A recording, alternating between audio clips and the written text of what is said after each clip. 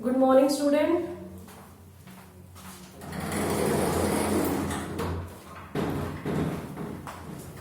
भाई कल हमने किया था आइडियल गैस इक्वेशन।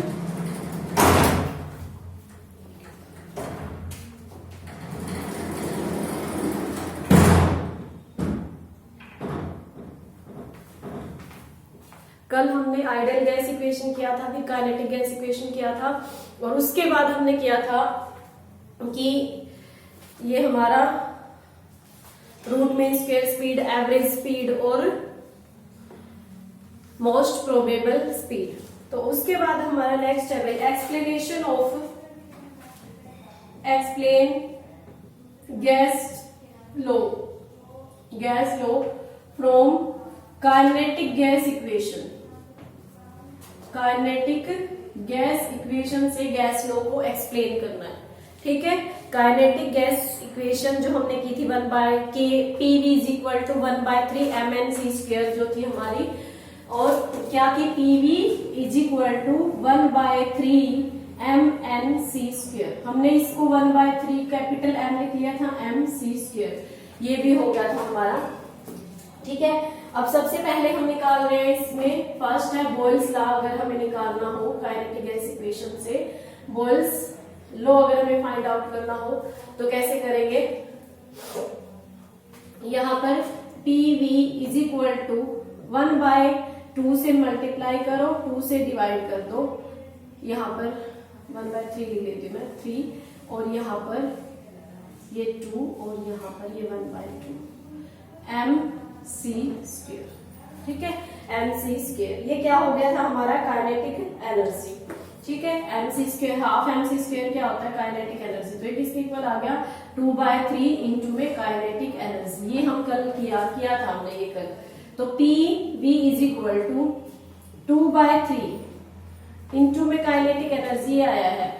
अब हमें पता है जो बॉयल्स लॉ होता है उसके लिए काइनेटिक एनर्जी जो डायरेक्टली प्रोपोर्शनल होती है वो टेम्परेचर के, मतलब जितना ज्यादा टेम्परेचर लेंगे kinetic energy is directly proportional to absolute temperature, ठीक है। तो kinetic energy is directly proportional to temperature. जितना मतलब जितना ज्यादा मॉलिक्यूल का टेम्परेचर होगा ना, जितना ज्यादा हम उनको हीट करेंगे, मॉलिक्यूल्स उतना ही जल्दी वाइब्रेट करेंगे। वाइब्रेट मतलब कि उनकी काइनेटिक एनर्जी उतनी ही ज्यादा होगी, ठीक है। तो यहाँ पर क्या लिख सकते हैं, काइनेटिक एनर्जी = kT, ठीक है, kT। यहाँ पर इसकी वैल्यू पुट करो 2/3 इंटू में k इंटू kT। ये भी कांस्टेंट है, ये भी कांस्टेंट है, टेम्परेचर ऑल्सो कांस्टेंट होता है बॉयल्स लॉ के अंदर, ठीक है। तो तीनों टर्म क्या है, कांस्टेंट है। तो जब सभी कांस्टेंट हो और उनकी मल्टीप्लाई करते हैं तो वैल्यू भी क्या आती है, कांस्टेंट आती है। तो यही आ गया है हमारा PV = क्या आ गया है, कांस्टेंट, ठीक है। यही होता है हमारा बॉयल्स लॉ। बॉयल्स लॉ के अंदर क्या होता है, परसों किया था हमने, जो P pressure is inversely proportional to volume. Volume और प्रेशर क्या होते हैं, एक दूसरे के इनवर्सली प्रोपोर्शनल होते हैं, ठीक है, एट कांस्टेंट टेम्परेचर। या फिर हम वॉल्यूम को उस तरफ ले आए तो PV = क्या होता है, constant at constant temperature, okay. Next है भाई हमारा चार्ल्स लॉ को कैसे वेरीफाई करते हैं।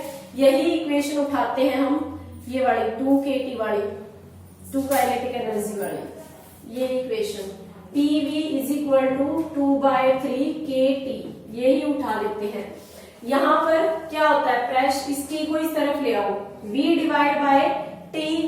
= 2/3 K इंटू में P। ये 2/3 तो कांस्टेंट है, ये भी कांस्टेंट है, और चार्ल्स लॉ के अंदर क्या होता है, प्रेशर कांस्टेंट होता है। तो V/T क्या हो जाएगा, कांस्टेंट। चार्ल्स लॉ के अंदर क्या होता है, प्रेशर कांस्टेंट होता है, और V अगर इस T को मैं यहां पर लेके जाऊंगी तो क्या हो जाएगा, V is directly proportional to T। यही होता है चार्ल्स लॉ की volume is directly proportional to temperature at constant pressure, ठीक है। तो या फिर V/T = कांस्टेंट। थर्ड हम करते हैं भाई गेलुसेक लॉ। गेलुसेक लॉ के अंदर भी सेम यही है। यहाँ पर हम वॉल्यूम को लेकर आए थे, अब क्या करो, यहाँ पर ये P यहाँ रखो, V ले लो यहाँ पर। उसके अंदर क्या होता है, वॉल्यूम कांस्टेंट होता है, तो यहाँ पर वॉल्यूम कांस्टेंट, ये कांस्टेंट, ये कांस्टेंट, तो ये कांस्टेंट ही आएगा, P बाय टी कांस्टेंट हो जाएगा वहां पर। ठीक है, तो यही कहता है चार्ल्स गेलुसेक लॉ क्या कि pressure is directly proportional to temperature at constant volume. अगर वॉल्यूम कांस्टेंट है तो प्रेशर और वॉल्यूम क्या होते हैं एक दूसरे के, प्रेशर और टेम्परेचर क्या होते हैं एक दूसरे के डायरेक्टली प्रोपोर्शनल होते हैं। तो ये तीनों हमने लॉ कर लिए हैं भाई, सारे लॉ हमने वेरीफाई कर दिए हैं। नेक्स्ट आते हैं हमारे पास कि रियल गैस क्या होती है, आइडियल गैस क्या होती है, रियल गैस क्या होती है।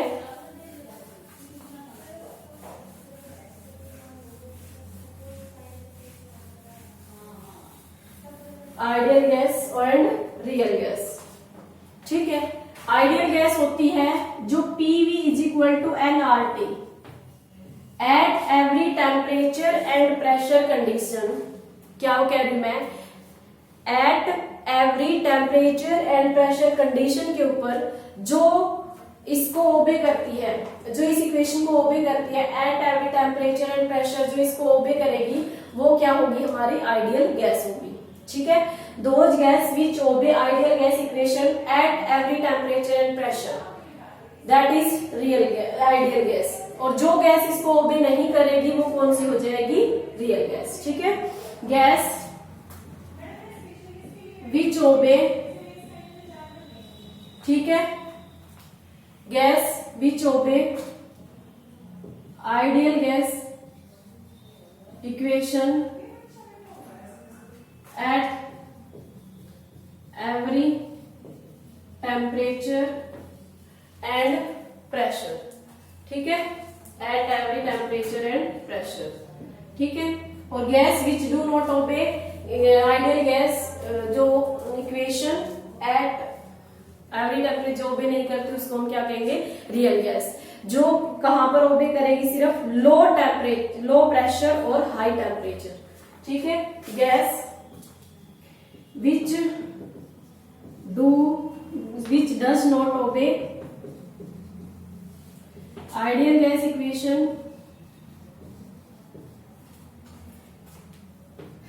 these obey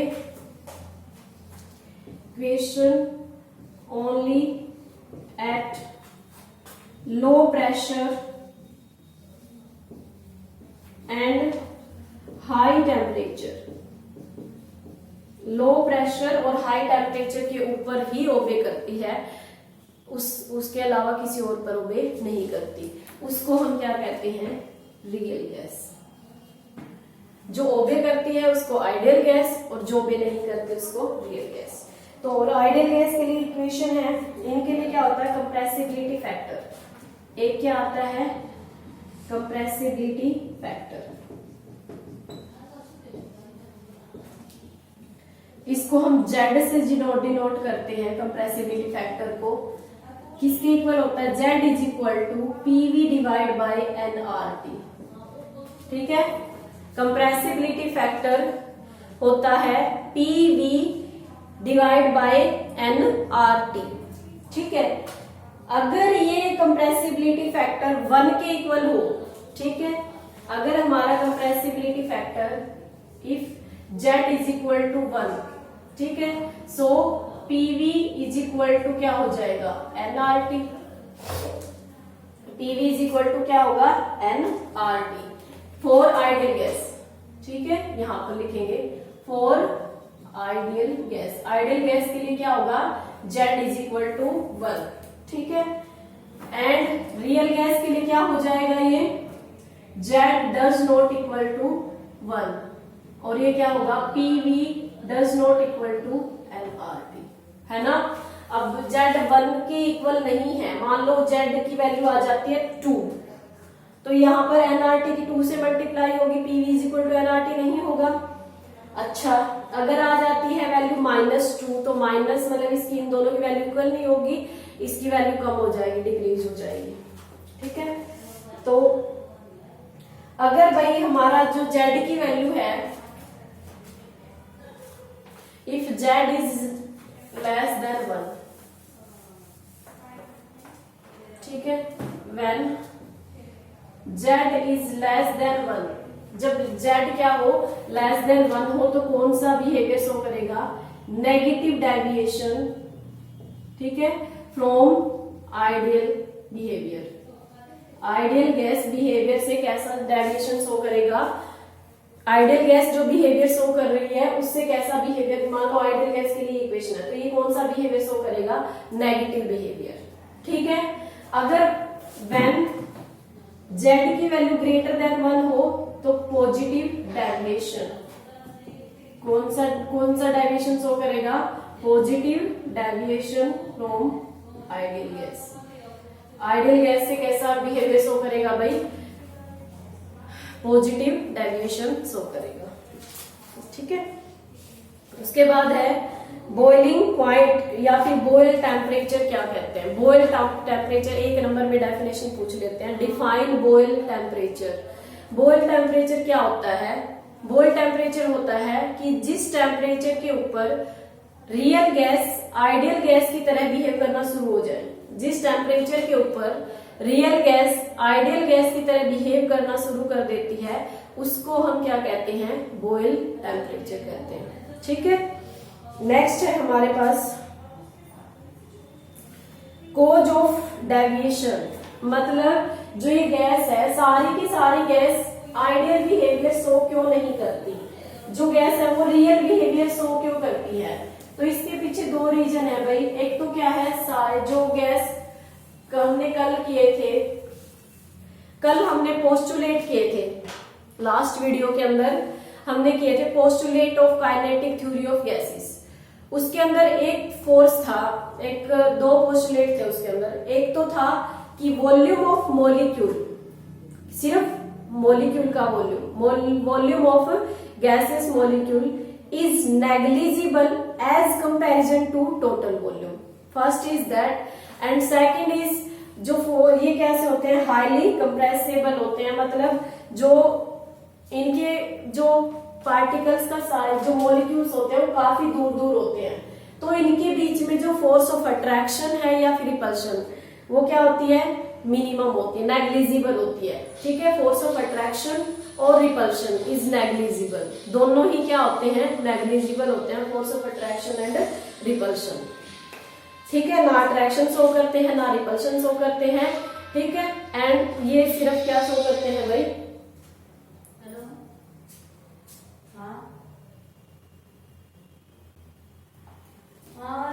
ठीक है, क्या शो करते हैं, सिर्फ इसी वजह से ना फोर्स ऑफ अट्रैक्शन शो करते हैं ना ही, और वॉल्यूम भी क्या होता है, volume of molecule is negligible as comparison to total volume.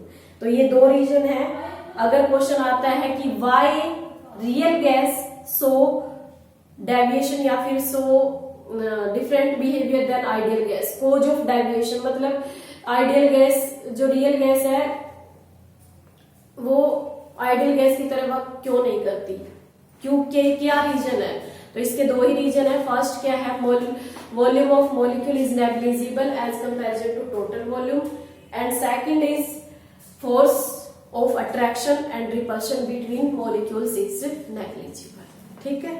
तो ये है हमारे पास। उसके बाद है आइडियल गैस। आइडियल गैस जो ये हमारे रियल गैस है,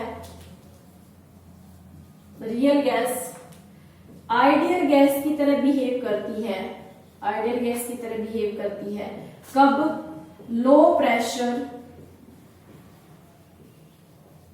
एंड हाई टेम्परेचर। किसके ऊपर करती है ये, low pressure and high temperature.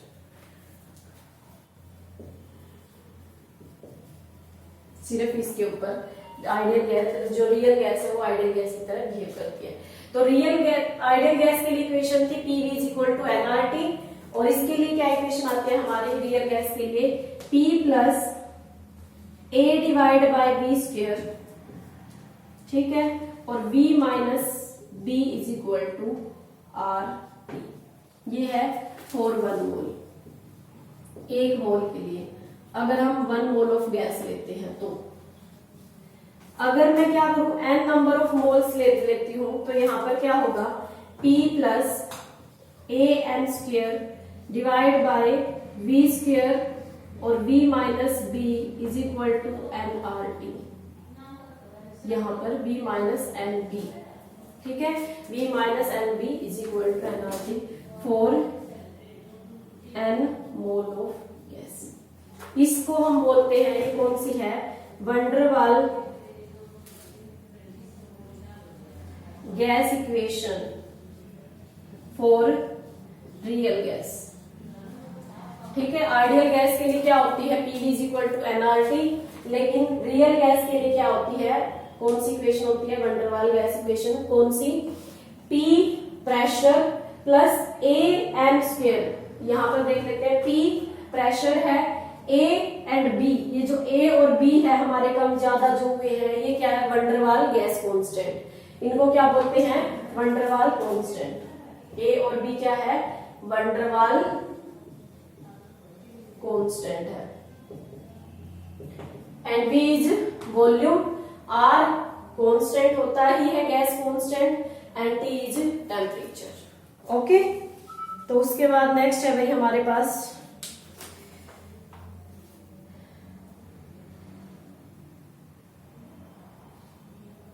Next देखो,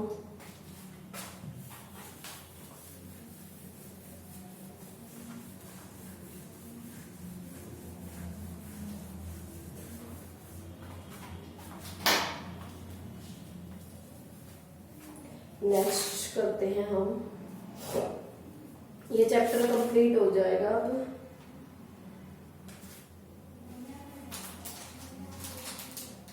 explanation of van der Waals gas constant के बेस पर, अच्छा, unit of van der Waals gas constant, unit of a and b, unit of van der Waals gas constant. Van der Waals gas constant की यूनिट बतानी है हमें, ए और B की क्या यूनिट होगी।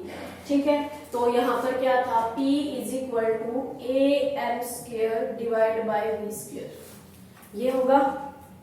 ठीक है, अब A की वैल्यू यहां से निकालोगे तो क्या होगा, P V square divide by m square, है ना, ये होगा।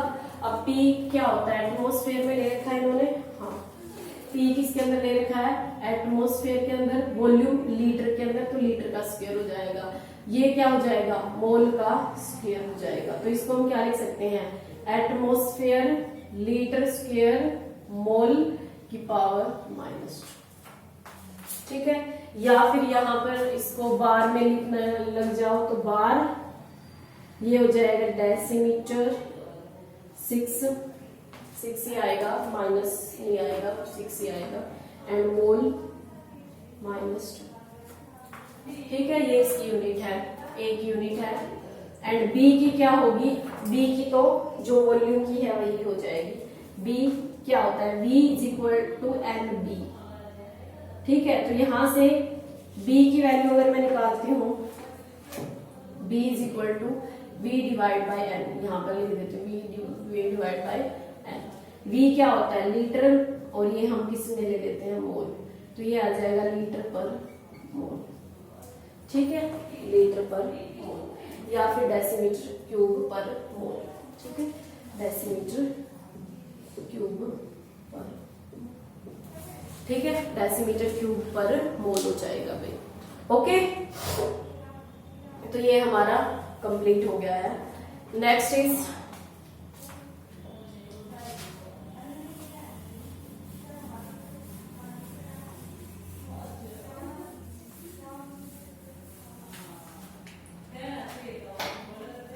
नेक्स्ट है भाई, एक्सप्लेन क्रिटिकल टेम्परेचर क्या होता है।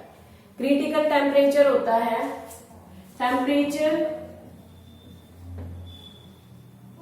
जिस टेम्परेचर के बाद, temperature above which gas can not be liquefy, मतलब जिस टेम्परेचर के ऊपर हम गैस, टेम्परेचर के बाद हम गैस को लिक्विफाई नहीं कर सकते।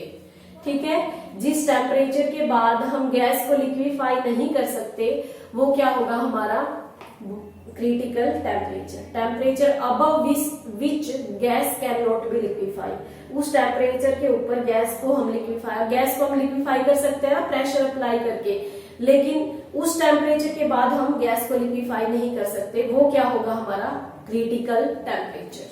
ठीक है, तो ये आइडियल गैस और रियल गैस में फर्क है, डिफरेंस है भाई। उसके बाद कि आइडियल गैस क्या होती है, आइडियल गैस इक्वेशन को फॉलो करती है सभी टेम्परेचर प्रेशर पर, लेकिन रियल गैस सिर्फ लो प्रेशर और हाई टेम्परेचर के ऊपर करती है।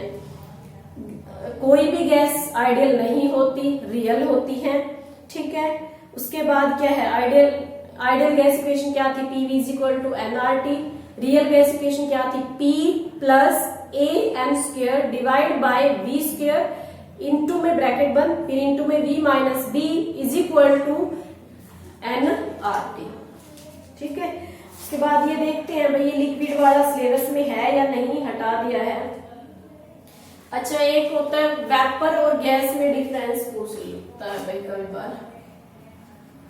वेपर और गैस के अंदर क्या डिफरेंस है, वेपर और गैस में डिफरेंस होता है, जो गैस होती है वो रूम टेम्परेचर के ऊपर भी गैस फॉर्म में ही रहती है, ठीक है। गैस क्या होती है, जो रूम टेम्परेचर के ऊपर भी गैसियस फॉर्म में ही रहती है, उसको हम क्या कहते हैं, गैस कहते हैं।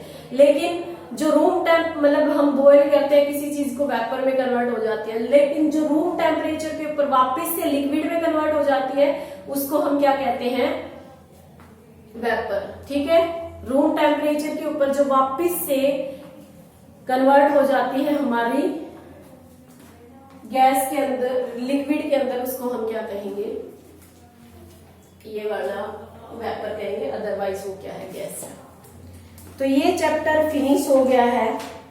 कल मैं इसका सिलेबस चेक करती हूँ, अगर 1-2 टॉपिक रहता है तो मैं कल करवा दूंगी, वरना अदरवाइज फिर ये चैप्टर कंप्लीट हो गया है भाई, ठीक है।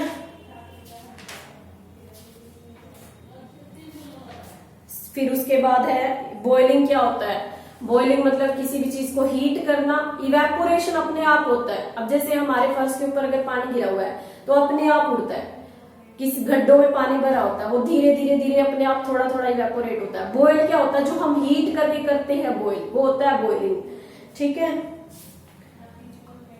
वेपर प्रेशर हमने कर ही लिया है। वेपर प्रेशर क्या होता है, मैंने बताया था उस दिन की वेपर प्रेशर क्या होता है, ये बताया था कि कोई लिक्विड है हमारा, ये जो वेपर बनते हैं और प्रेशर, ये क्या करते हैं, वापिस से लिक्विड के ऊपर प्रेशर लगाते हैं, और इसी को हम क्या कहते हैं, वेपर प्रेशर। और जब ये वेपर प्रेशर और बाहर वाला एटमॉस्फेरिक प्रेशर दोनों इक्वल हो जाते हैं, उस पॉइंट को हम क्या कहते हैं, बॉइलिंग पॉइंट कहते हैं, ठीक है। तो वही इतना ही है, हमारा एक चैप्टर फिनिश हो गया है। नेक्स्ट चैप्टर हम करेंगे कल, नेक्स्ट वीडियो के अंदर। अगर 1-2 टॉपिक हमारा रह गया है तो वो बाद में करवा दूंगी मैं, अगर चेक करती हूँ। मैंने चेक किया था, ये नहीं था, बट फिर से दोबारा से सिलेबस हरियाणा बोर्ड का अलग से आया है।